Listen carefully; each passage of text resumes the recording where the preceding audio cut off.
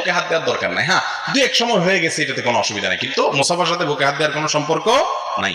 সালাত পড়াকালীন সিজদার সাথে সিজদার স্থানে না তাকিয়ে অন্যদিকে তাকালে নামাজ হবে কিনা?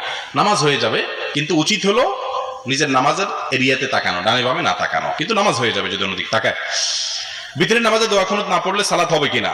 আরবের অনেক উলামায়ে কেরামতের নামাজ হয়ে যাবে, কিন্তু ইমাম আবু হানিফা রাহিমাহুল্লাহ সহ অনেক উলামায়ে কেরামতের ভিতরের নামাজে দোয়া কুনুত ওয়াজিব, যার কারণে ভিতরের নামাজ ইচ্ছাকৃত ভিতরের নামাজে দোয়া কুনুত না পড়লে ভিতরের নামাজ আদায় হবে না। মোটামুটি পুরুষের মাথার চুল কাটার পদ্ধতি কিরকম হতে পারে জানতে চাই। পুরুষের মাথার চুল হয় রাখবেন আর না হলে কাটবেন। রাখার পদ্ধতি তিনটা: কানের লতি বরাবর, কাঁধ বরাবর, আর একটু বড়। জুম্মা, লিম্মা, অফরা, তিন ধরনের চুল রাখা যায়।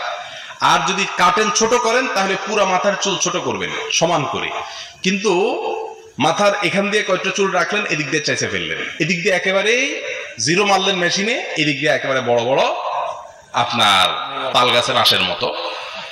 এরকম অনেক ফুটবলার রাখে কি রাখে না? তো এদের দেখে দেখে আমাদের অনেক যুবকরাও রাখে, আছে না নাই? এটাকে হাদিসের ভাষায় বলা হয়েছে কাজা। কাজা পরিপূর্ণভাবে হাদিসে নিষেধ, এভাবে চুল কাটা জায়েজ না, এটা হারাম। এগুলো হলো এক রকমের মাতলামি। এই যে এখন দেখবেন কানে দুল পরে ছেলেরা, আছে না নাই? আবার ওই যে নাকেও পড়া শুরু হয়েছে, আমাদের দেশে কম, ওই পশ্চিমা দেশগুলোতে আছে, নাকের মধ্যে কি লোহা একটা করে থুয়ে দেয়। তো এই জন্য বললাম, কত রকমের মাতলামি পাগলামি যে দুনিয়াতে হবে কিয়ামতের আগে, সবচেয়ে উত্তম স্টাইল হলো মুহাম্মদুর রাসূলুল্লাহ সাল্লাল্লাহু আলাইহি ওয়াসাল্লামের স্টাইল। আল্লাহ তাআলা সেটা আমাদেরকে ধারণ করার তৌফিক দান করুন। জর্দা খাওয়া সম্পর্কে ইসলাম কি বলে জানতে চাই।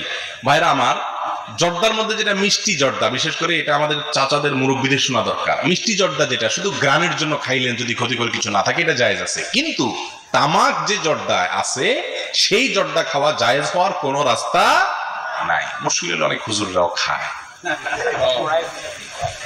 কোথায় থুতু মারবো, নিজের গায়ে আসবে, কিন্তু উপায় নাই।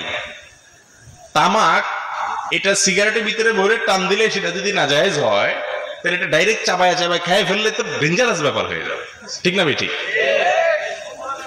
আর দ্বিতীয়ত হলো মা হাররামা কালিলুহু মা হাররামা কাসীরুহু ফাকালিলুহু হারাম। যে জিনিসটা বেশি খাইলে হারাম হয়, ওটা অল্প খাইলেও কি হয়? হারাম। আপনি বলবেন আমি এক চিমটি খাচ্ছি, ওই এক চিমটি হারাম। কারণ তামাক মুঠ ভরে যদি কেউ তামাক খায়, আপনি